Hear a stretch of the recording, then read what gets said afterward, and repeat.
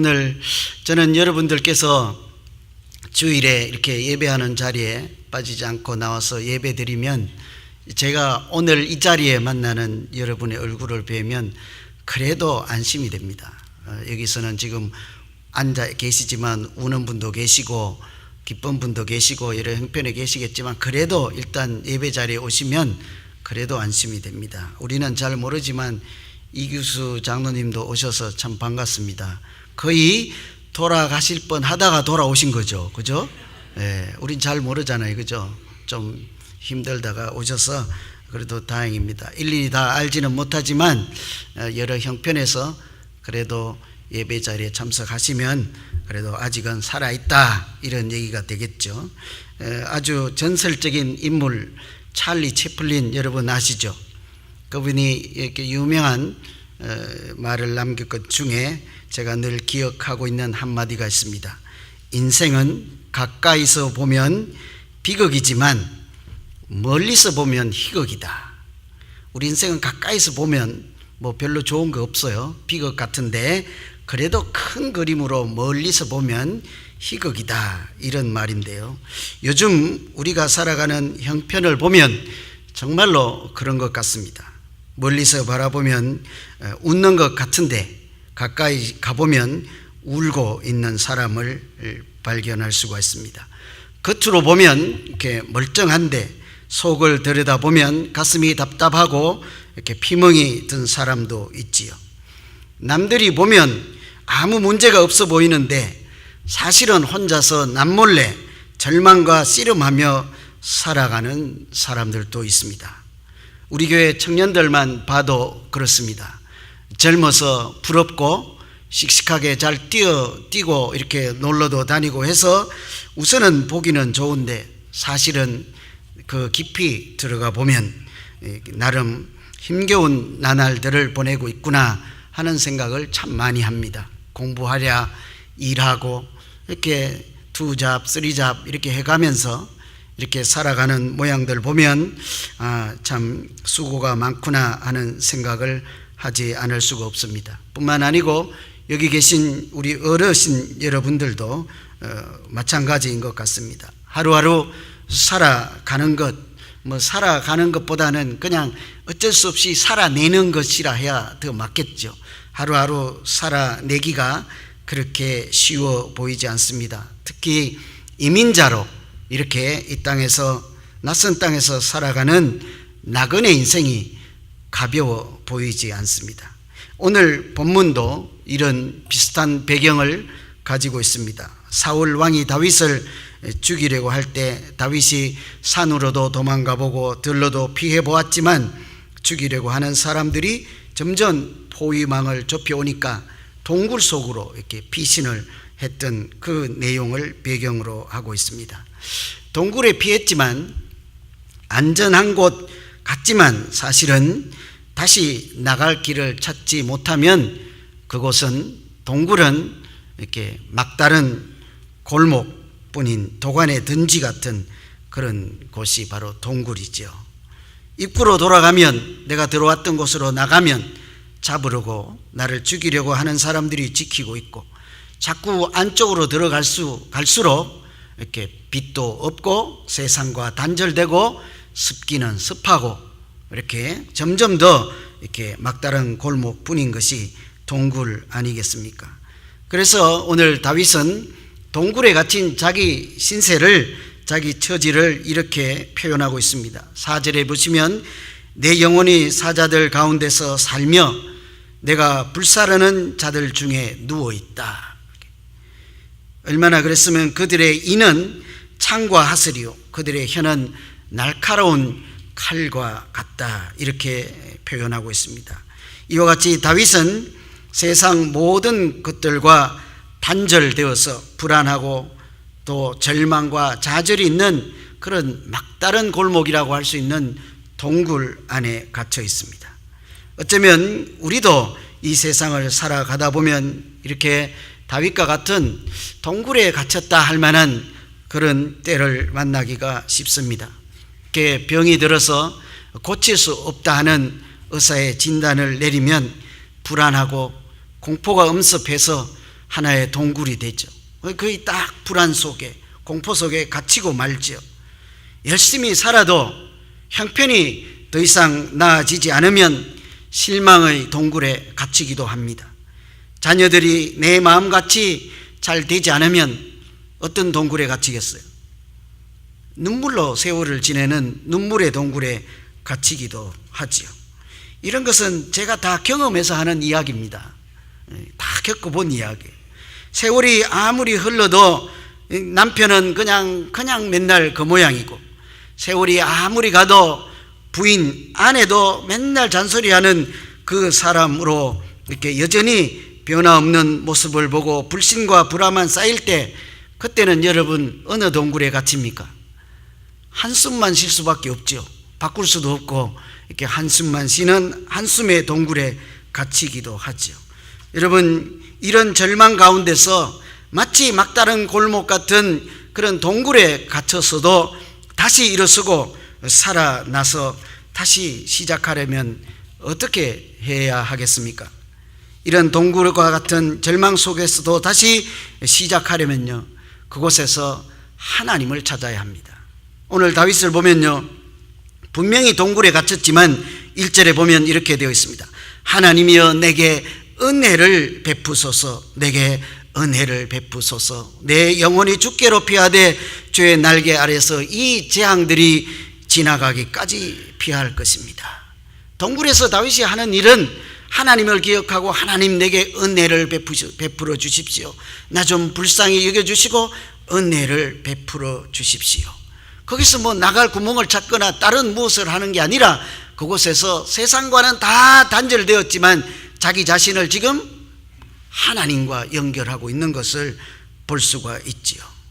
그 동굴은 우선 급해서 피하긴 했지만 영원한 도피처가 될 수 없다는 것을 다윗이 잘 알기 때문이죠.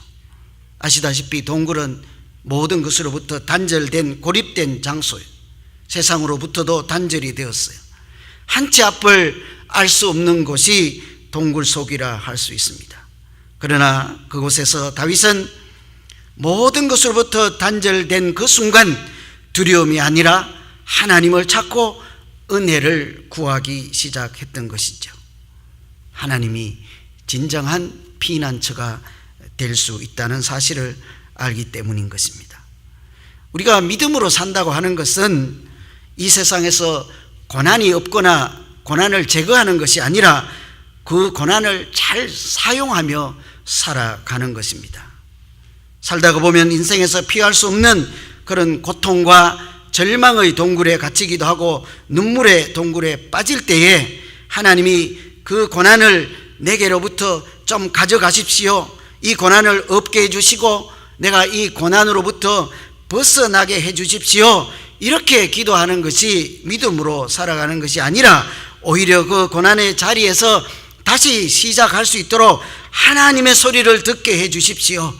내가 이럴 때 하나님의 은혜를 구하는 사람으로 살게 해 주십시오. 그래서 이 고난을 유익으로 바꾸고 이 환난을 소망으로 바꾸어 주시는 하나님을 만나게 해 주십시오. 이런 것이 믿음으로 살아가는 것이죠. 어쩌면 그래서 가끔은 고난이 있는 것이 믿음으로 살아가는 길에 오히려 유익할 수도 있습니다. 그래서 C.S. 루이스는 이렇게 이야기를 했습니다. 하나님은 우리가 기쁠 때는 작은 소리로 속삭이신다. 기쁠 때는 뭐 하나님의 큰 도움이 필요 없잖아요. 우리가 기분이 안 좋을 때는 우리 양심에 이렇게 조용히 말씀하신다. 그러나 우리가 고통 중에 있을 때는 고함을 큰 소리로 치신다. 고통은 귀먹은 세상을 깨우기 위한 하나님의 메가폰이다. 우리가 고통 가운데 있을 때는 하나님은 더 큰 소리로 마치 메가폰을 쥐고 큰 소리로 우리에게 이야기하시는 중이라 하는 말씀이지요. 그래서 우리가 고난 가운데 있을 때 고난에서 벗어나는 것이 목적이 아니라 그 고난을 통해서 말씀하시고 그것도 작은 소리로 속삭이는 것이 아니라 메가폰을 들고서 큰 소리로 이야기하시는 하나님의 말씀을 듣고 은혜를 구하는 사람이 그런 절망의 동굴에서 다시 시작할 수 있게 되는 것이죠. 두 번째, 그런 자리에서 우리가 다시 시작할 수 있는 사람은요, 하나님이 나를 위하여서 일하신다는 확신이 있는 사람이에요. 여러분, 하나님이 여러분을 위해서 일하고 계십니까? 야, 저는 한 번도 아멘 안 할 줄 알았는데, 괜찮다, 그죠? 하나님이 나를 위해서 일하시는 중이다. 진짜로 아멘 하신 거죠? 이쪽에 누군지 몰라도 크게 하던데 누구예요? 진짜로 여러분을 위해서 하나님께서 일하십니까? 거짓말이 뽀록 날까봐 더 크게 아멘 하시는데, 2절에 보세요. 내가 지존하신 하나님께 부르짖는다. 다윗이죠. 다윗은 하나님께서 동굴에 갇힌 자신을 위해서 지금도 절망 중에서도 일하신다는 확신이 있어요. 그러니까 누가 자기 힘으로 헤쳐나갈 것을 생각지 아니하고 하나님께 은혜를 구하고 지존하신 하나님께 부르짖는다. 왜 그런가 하면 곧 이어서 뒤에요. 나를 위하여서 모든 것을 이루시는 하나님께로다. 하나님이 나를 위해서 모든 일을 하시기 때문에 그런 하나님께 나는 지금 부르짖는다, 이런 이야기를 하죠.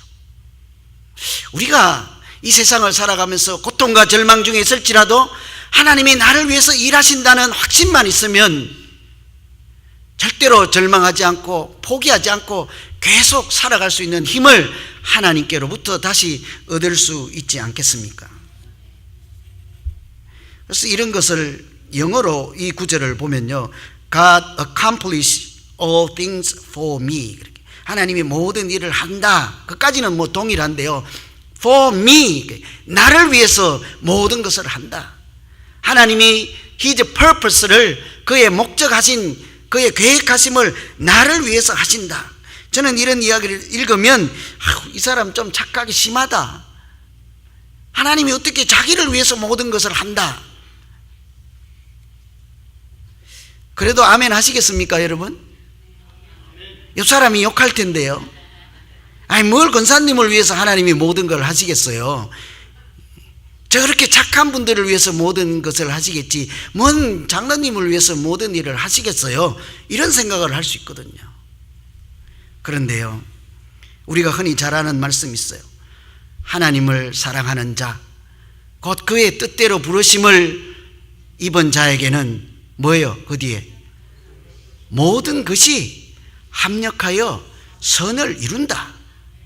거기 주어가 뭐예요? 모든 것이 합력하여 선을 이룬다.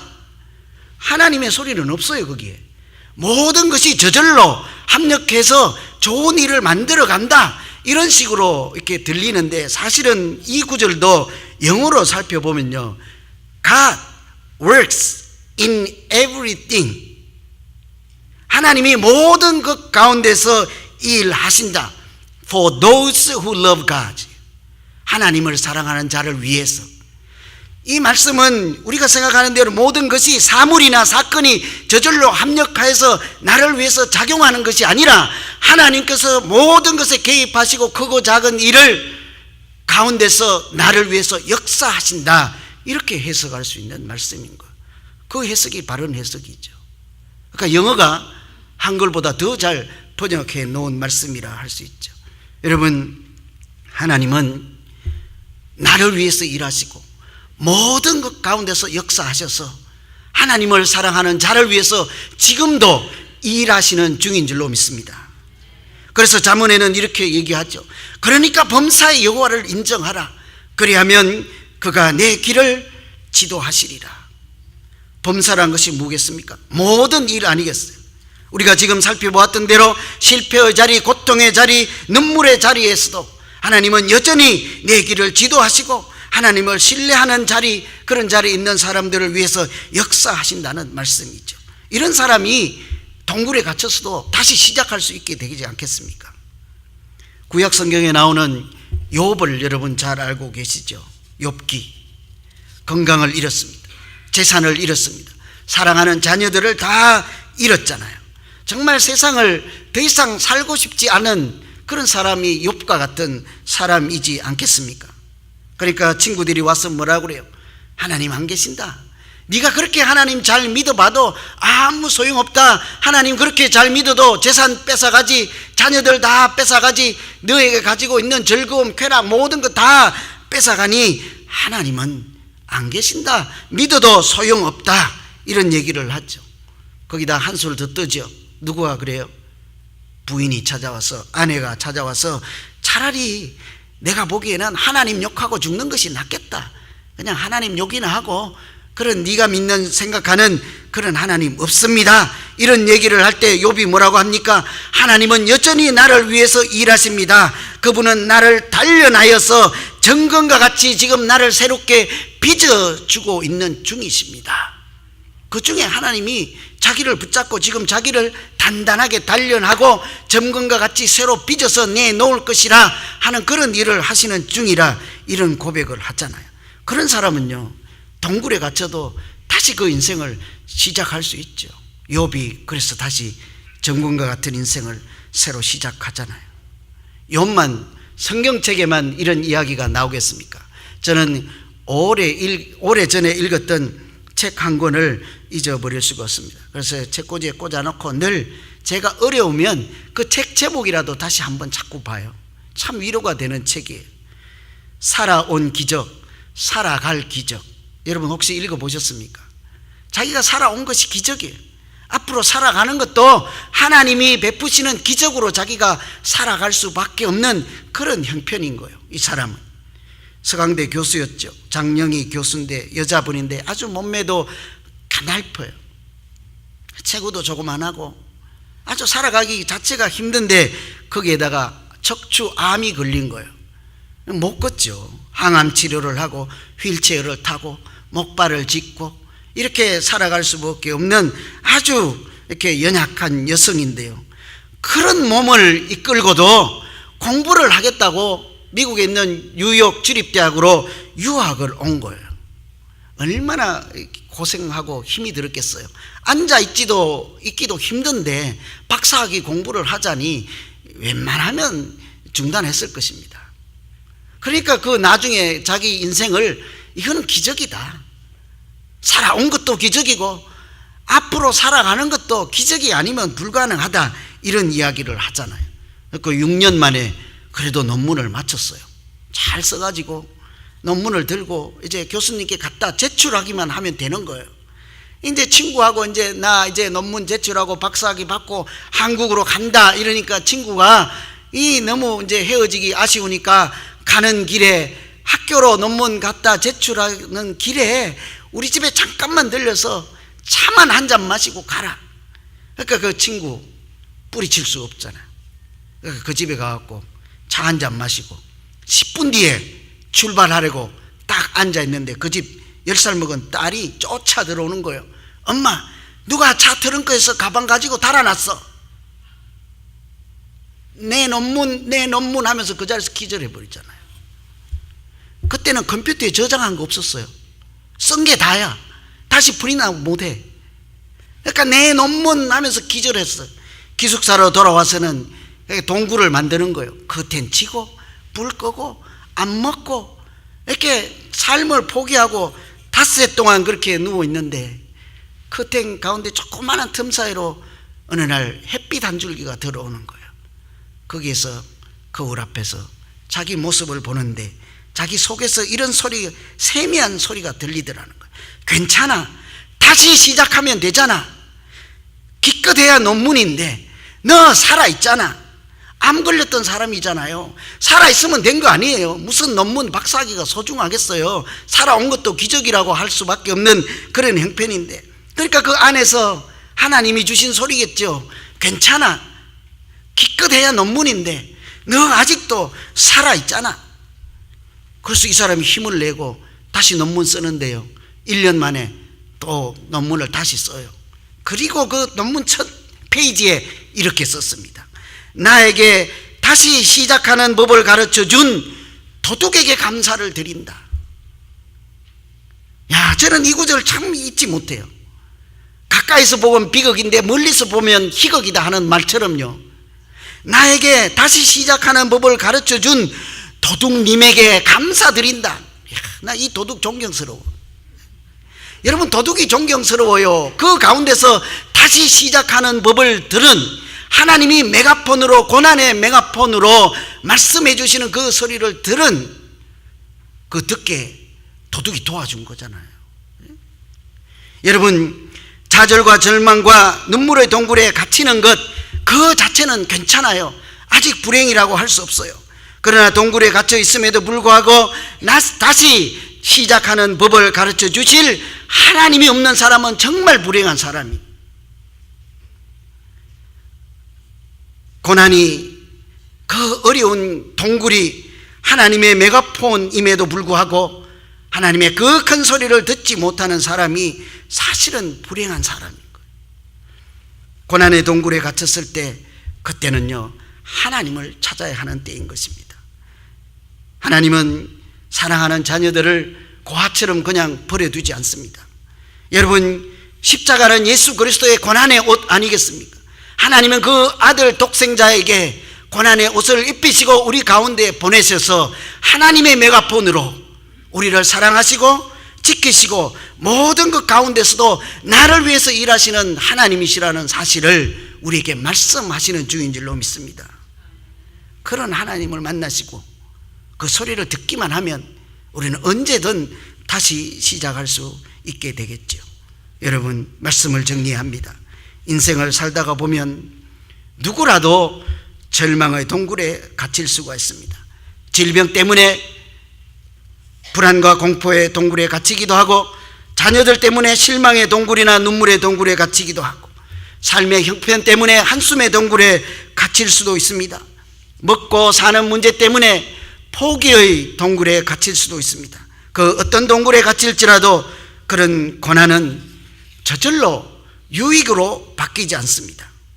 그곳에서 하나님을 찾는 사람, 하나님이 그 고난의 메가폰을 통해서 말씀하시는 소리를 듣고 다시 시작하는 법을 배우는 사람, 그런 사람들이 그 동굴에서도 다시 일어서고 하나님의 사람으로 살아내게 될 것입니다. 예수 그리스도는 스스로 고난의 옷을 입고 이 땅에 오셔서 고난이라고 하는 메가폰을 손에 잡고 큰 소리로 하늘의 뜻을 우리에게 말씀하십니다. 수고하고 무거운 짐진 자들아, 다 내게로 오라. 내가 너희를 쉬게 할 것이라. 오늘 우리가 이 하나님의 소리를 듣고 동굴이 아니라 우리의 영원한 도피처 되시는 예수 그리스도를 안식처로 삼고 고난을 유익으로 바꾸고 환난을 소망으로 바꾸는 그런 인생 가운데 여전히 살아 역사하시는 하나님을 만나는 우리 모두 되기를 간절히 소망합니다. 우리 같이 한번 기도하겠습니다. 하나님 아버지, 이 땅에 살아가는 동안 때로는 고아처럼 버려지고 아무도 없는 나 홀로 인생을 살아가는 같은 동굴에서 숨어 있을 때가 있습니다. 그때도 여전히 은혜를 구하는 믿음의 사람 되게 하시고 그 고난이라는 메가폰을 잡고 크게, 더 크게 말씀하시는 하나님의 소리를 들음으로 오늘도 그 자리에서 벌떡 일어나게 하시고 동굴 밖으로 나아가서 하나님이 주시는 사명 붙잡고 하나님이 주신 이 소중한 시간을 붙잡고 실험함으로 행복한 인생을 살아내는 우리 모두 되게 주님 인도하여 주시옵소서. 감사하고 예수님 이름으로 기도하옵나이다. 아멘.